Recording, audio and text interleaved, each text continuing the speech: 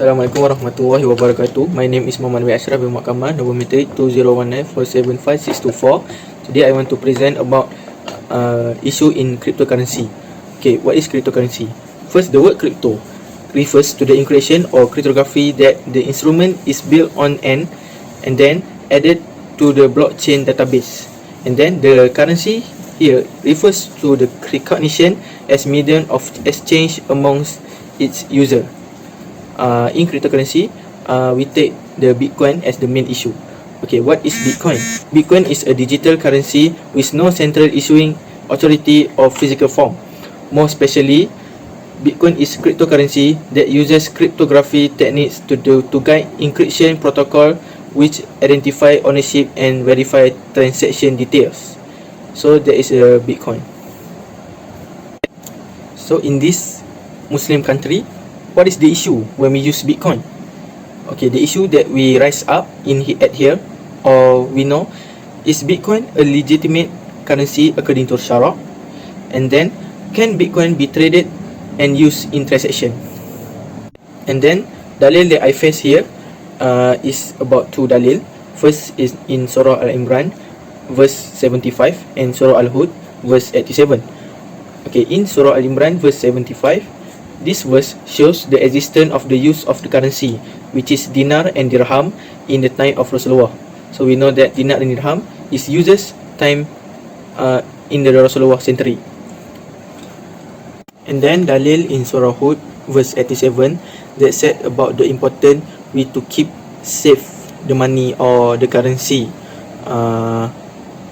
In the verse, Imam Tabari mentioned that what it means, do with our wealth and what we please, is lead to the breaking and cutting of dirham. So in the Quran said we cannot breaking and cutting of dirham. In these two dalil, it can be understood from this verse that Islam attach importance to the integrity of currency. When the currency is no longer trusted by the community, then there will be problems in their transaction. They distrust each other and adopt the dinar standard of the currency use. So we know that Islam important. We must to keep the important that we must to keep the currency safe. And then we go into the previous scholar opinions. Here I take about two scholars, two previous scholars Islamic. First is Imam Malik and then Ibn Khaldun.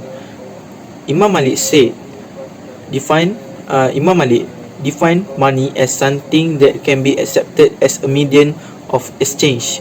This is clear from his words that if the people agreed among themselves to return the latter into the money, then he would forbid to be sold in installment with gold and silver. So Imam Malik said, if we change anything to the money, or we trust anything, example that Imam Malik said is leather, so it can be prohibit to sold in installment with gold and silver, because when we change to the currency, it become to the ribawi things.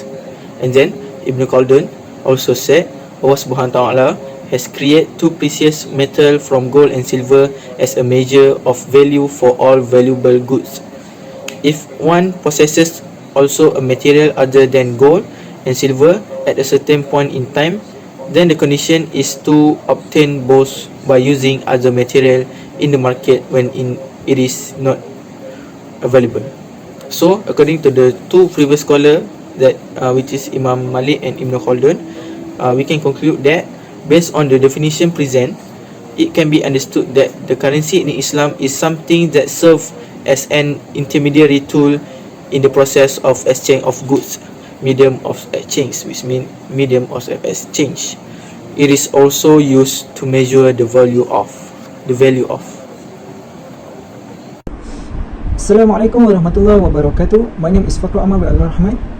Still in the same topic, I will present and explain about the contemporary scholars about the cryptocurrency and Bitcoin. Alright, they have two view about cryptocurrency or Bitcoin, which is haram and permissible. Alright, the first view is haram. First, Darul Ifta Misriya, with Egyptian Fatwa Council, Mufti of the Republic of Egypt, Sheikh Shauki Alam, said Bitcoin is haram. This is because Bitcoin does not qualify for the recognition as a currency. Bitcoin also has element of Maisir, which is gambling, is also exposed to the money laundering, and Bitcoin also not regulated by any authority. And in terms of investment, Bitcoin is high risk and will be cause a total loss to the investor. The second view is Sheikh Ali Qaradawi said production Bitcoin and transaction system in its current form is not Shari'i. This is because Bitcoin is highly vulnerable or exposed to the illegal activity. Also same, he said Bitcoin does not qualify for recognition as a currency. The other view is Wifa Al-Ulama United Kingdom and Dr. Ahmad Sufyan Cik Abdullah also conclude that Bitcoin is haram because Bitcoin has a Sharia issue. Next, the permissible view. In the slide, I will give two permissible opinion. First, Dr. Zaharuddin Abdul Rahman. Interestingly, he had tried Bitcoin himself. Then he said the element of wara is not found at the stage of creation and production of Bitcoin. Bitcoin can be used in transaction because it meets the characteristic of the currency, but it's not legal tender. He also allows to keeping Bitcoin only to store the value, not in form of investment. And lastly, he said to be careful with scheme in Bitcoin. The second opinion is Mufti Muhammad Abu Bakar. He tends to allow Bitcoin with some condition. First is Bitcoin is only required in countries that do not prohibit the Bitcoin transaction. Second, Bitcoin should be used as a trade, not in form of investment. And lastly, he also said to be careful with a scam scheme in Bitcoin. And lastly, the best opinion in Malaysia, I will give the opinion from Mufti Wilayah Persekutuan, which is he said that Bitcoin does not meet the characteristic of the currency outlined in Islam when it is not able to store value consistently. And Bitcoin also does not meet the initial purpose of the creation of Bitcoin, which is for trading. But we get observed that Bitcoin will be used as a investment. And next, the Bitcoin or cryptocurrency in current form is not Shari'i because it does not fully meet the characteristic of the currency outlined by Islam. However, this law can change if improvements are made, like the production or the creation of Bitcoin, the controlling price, and the security system. And that's all from me. Thank you. Assalamualaikum warahmatullahi ta'ala wabarakatuh. My name is Abdullah Famdul Rasli. My number is 2019-294-054. Okay, so me and Anas will present about fintech. Okay, so what is fintech? Fintech or financial technology is the term that used to describe any technology that delivers financial services through software, such as online banking, mobile payment apps, or even cryptocurrency. So in fintech, what is the issue that always we heard? So the issue is, can fintech transaction usable for us Muslim to use? Is that halal or haram? So in the first place, fintech Sharia sought to help each other in goodness, especially in simplify daily life in the using of conducting economic activities or transaction. The use of fintech is also discussed using the maslahah mursalah approach, which is one of the disagreed proposition or dalil. and its use is allowed in Islam also, based on the verse in Surah Al-Ma'idah ayat 2. A'udzubillahi minasyaitonir rajim. Wa ta'awanu 'alal birri wat taqwa wa la ta'awanu 'alal itsmi wal 'udwan wattaqullaha innallaha syadidul iqab. Sadaqallahul azim. The meaning is, and help one another in doing virtue or pity, and do not help one another in sin and transgression, and keep your duty to Allah. Allah is severe in punishment. From the verse, it shows that fintech activities or transactions are permissible because they can help in facilitating business, as long as it is not an activity that causes injustice and harms others, which means that in haram way. Next, what is the previous scholar view about the fintech? Actually, the previous scholar only discussed the concept of masalih mursalah in the book of Fiqh and did not discuss the fintech or financial technology transaction because it can be only found in the modern world today. Fintech transactions are beginning to be discussed specifically by contemporary scholars, covering all the financial technology transaction based on Sharia perspective. So firstly, Malikiyah scholar are one of the scholar who accept the masalih mursalah as evidence in establishing as Islamic law. According to him, masalah mursalah is an induction from the thought or logic of a set or nas and not from a detailed nas like qiyas. Also, the second previous scholar is Imam Ahmad bin Hanbal.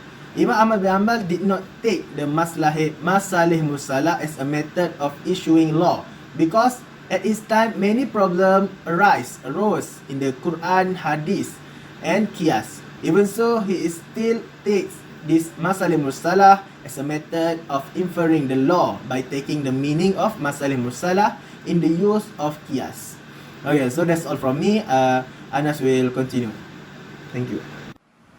Yeah, Assalamualaikum. My name is Muhammad Anas bin Iskandar. My matric number 2019230594. Okay, today I will present about contemporary scholar about fintech. Yes, first, according to his SBC Chief Executive Officer, which is Muhtar Hussein, he said fintech is a new addition and also a complement to the banking industry in Malaysia. He thinks fintech will further diversity the existing financial system rather than function to disrupt or replace it. Okay, this statement was supported by Chief Executive of the Institute of Islamic Finance and Banking Malaysia, which is Yusri Yusof, in his speech at the MOU exchange agreement with local universities in 2017. He said Islamic finance industry was advised to harness the potential that exists in fintech to further enhance service and product offer in line with the digitalization era. Okay, in Malaysia, among the financial institutions that have entered into joint venture with fintech companies are banking institutions such as Maybank, CIMB and also HSBC. Okay, the development of fintech in Malaysia continues to be acknowledged when Bank Negara Malaysia, which has prepared guideline or framework to regulate the rule and regulation to oversee fintech, the fintech. Okay. In addition, BNM has also set up a team of experts, which is Financial Technology Enabler Group, that will make policy formulation. So the effort of this government show how important fintech is to be explored and penetrated by the Malaysian financial institution market. So the conclusion, fintech also effort the Malaysian economy to continue grow up on par with developed countries.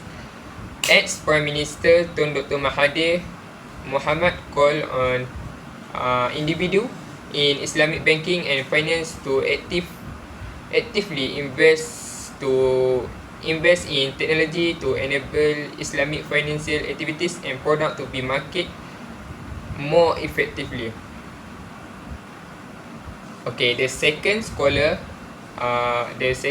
contemporary scholar about fintech is the executive director of the International Sharia Research Academy for Islamic Finance, which is Prof. Dr. Laldin. Explain the Sharia principle relate to business transaction or muamalat, arrange an idea that every transaction is allowed unless there is a clear text prohibiting it. Okay, as we know, principle are allowed to provide flexibility in innovation and new practice in business and financial transaction. All innovation in muamalat are considered permissible and encouraged. So in this case, innovation in fintech become unacceptable only if there is clear evidence to the contrary or against the basic rule of Sharia. Therefore, the application and practice of fintech as in traditional Islamic finance should follow Sharia principle. The principle is to avoid prohibited element in transaction such as interest or riba, gambling or maisir, uncertainty or garar, danger or darar, and cheating or tadlis. Okay. It should also be transparent with no hidden cost, no funding, responsible or unethical. Okay, this gives us a basic guide on what is meant by Sharia complement in fintech. Therefore, individual who is involved in the financial industry must not incur in disadvantage fraud, hidden costs or involved elements such as riba, gambling, borrow, and other prohibited elements that cause sale to be illegal in the use of fintech, especially in social finance aspects such as wakaf, zakat, and charity. So the conclusion about the second contemporary scholar is the relationship between information security principle in fintech should be refined to ensure that any Islamic financial technology is developed can translate Sharia principle related to business transaction or muamalat to any Islamic financial activities and product, thus avoiding prohibited element in transaction. Therefore, referring to these two opinion, which is the contemporary scholar about fintech, fintech can be used in Malaysia but must follow the Sharia law, which is no riba, no goro, no maisir, and etc. That all for me. Thank you. أعوذ بالله من الشيطان الرجيم بسم الله الرحمن الرحيم السلام عليكم ورحمة الله وبركاته. My name is Ni'am Kamal. Inshallah, today I will present about the topic in topic financial, which is forex. Alright, what is forex? Foreign exchange, which is forex or FX, is the trading of one currency for another. For example, we can swap the US dollar to the ringgit Malaysia and others. Alright, foreign exchange transaction can take place on the foreign exchange market, also known as the forex market. Alright, the main issue that always been debate among the Islamic scholar about the involvement of riba in forex trading. Alright, the types of forex trading that we can see today is, for the first one is scalping, second is day trading, third swing trading, and alright, we go to the ruling of the dalil about the forex. The argument about forex wholly haram or halal happen due to the difference of opinion among Islamic scholars regarding to the hadith below and the concept of. Alright, there's the hadith that relate to the forex, which means exchange for gold, silver for silver, wheat for wheat, barley for barley, dates for dates, salt for salt in equal quantity, and hand for hand, which is called. When different types, then change according to what you like. It's done by hand by hand. Alright, the second hadith about the forex is the Prophet ﷺ also mentioned the same thing to Ibn Umar radiallahu anhu as follows, which means it doesn't matter if you accept it a price on that day and you two are not separate and between you both have nothing, which is unpaid money balance. Alright, the contemporary scholars' view about the forex from the hadith is, for the first one, is haram. What is haram? Haram is because the delay of delivery of currency in export, which is in contrary to hadith, because should be done immediately during the exchange. If the exchange is done without qab, then the transaction is involved with riba. So this view is held by the handful of contemporary Islamic scholars such as Sheikh Salih Sheikh Al-Marzuki, Muhammad Akram Khan, and so on. Alright, the Harus. This opinion is held by the majority of contemporary scholars such as Sheikh Yusuf Al-Qardawi, Sheikh Mayu Al-Din Al-Quradagi, and so on. So a large number of scholars handle forex, even if qab only occurs on 2 work days after the day of the transaction, because the concept of qab is interpreted based on the condition of goods and uruf. These groups agree the original law for the currency trading was qab. Currency for currency should be done immediately, as stated in the hadith of the Prophet ﷺ before. Therefore, it is illegal to hand over currency on the deferred basis. The Prophet scholars' opinion with their agreement about the forex. Sharia sets specific rules for exchanging money with guided by the concept of asaraf. The meaning of asaraf, according to the majority of scholars from Shafi'i, Hanbali, and Hanafi, is the currency trading with the currencies of either the same type or the different type. Asaraf is included in the category of sale and purchase, and it's subject to the prescribed pillars of sale and purchase. The scholars with the Hanbali school of thought argue that it's not true, that the sale and purchase of goods does not exist, is prohibited, but the reason for the prohibition is there is war.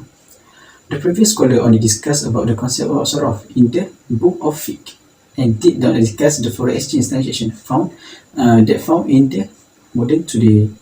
So the new foreign exchange transaction are beginning to be discussed specifically by the contemporary scholars, covering all the forex transaction based on the Sharia perspective. So this on for me about the forex. So I will give to the Muhammad Ajwan about the contemporary scholars' opinion and other. Okay, my name is Muhammad Shamil bin Kamal Zaman. We continue to the next slide about the topic, the contemporary opinion with their argument about forex. We take two contemporary opinion, which is from Dr. Muhammad Asri Zainal Abidin, which is Mufti Pelih, and Dr. Zulkifli Muhammad Al-Bakri, which is Mufti Wilayah. Okay, we continue for the Dr. Muhammad Asri Zainal Abidin opinion about the forex. He said that the forex haram to apply in Malaysia because it has a repatriation and orientation. Yes, that we know that the forex online, that we use a cash to recycle the money, but we don't know where the money go and what the company that go is halal or not. That make a situation that make cash that we use for the forex is has a horror situation. Okay, second, he said that forex exchange involving cash was usually permitted because it was a one-to-one transaction that could be completed quickly. Okay, and he said that the online forex speculation and trading was haram because of a few reasons, which is existence of riba, usury, or the illicit practice of lending money at excessively high interest rate. Yeah, that from the we can say that the online forex have a higher high interest than from the forex that we make one-to-one transaction. Okay, we go to the next opinion, which is from the Dr. Zulkifli Muhammad Al-Bakri. He said that at the time, say the use of paper currency in the modern time to the place of a gold and silver. Yes, we can agree with that forex use paper money, a paper currency to make a trading or recycle the money and to get uh, to get the untung, because we do not use a gold or silver, and for now we use a gold for the investment. The conversion is required by the complying with the condition so that it do not become illegal. Okay, from the word the Dr. Gafri Muhammad said, that is the online forex for in this country is not illegal, because it don't follow the legal forex, and he also do not follow the law of the Islam to trade money. Okay, we move then for the next slide in the topic, the best opinion to apply forex in Malaysia. Okay, from this topic we take the opinion from Bank Negara. Bank Negara Malaysia say that when we want to involve in the forex, we must always be vigilant with the forex ideas on the internet, because some of ADS forex ADS internet is a scam, and is all the ADS totally not the true for the what we want to trade our money in the forex. Okay, for the second opinion, Bank Negara Malaysia keeping us to deal only with the financial institutions seal license and assigner for currency release power. Okay, for this, what I can say is the Bank Negara Malaysia is only the one that can give the power to the foreign currency to operate, and the institution that have they have a license from the Bank Negara Malaysia is a legal institution. Okay, for the last, only company registered with the Bank Negara in accordance with Bank Negara Malaysia law are allowed to offer financial service. Okay, that is what I say. The Bank Negara Malaysia is the only can give a license to the institution to offer the financial service. Because to keep the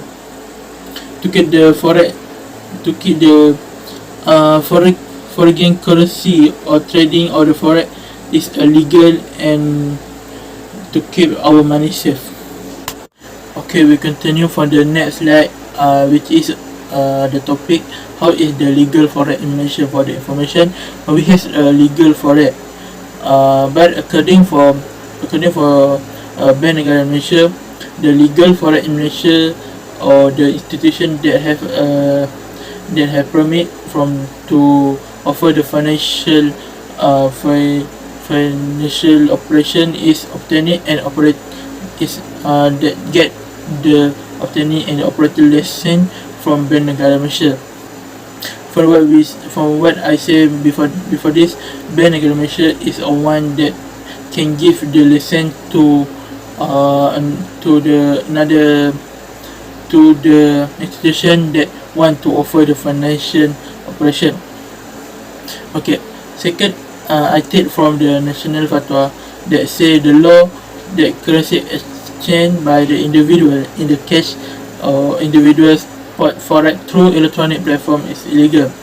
Okay, the reason why is the electronic the cash spot forex in the electronic platform is because they have a few requirements that do not follow the Islam requirement in jual beli, or the requirement the specific requirement in buy al-saraf, that made the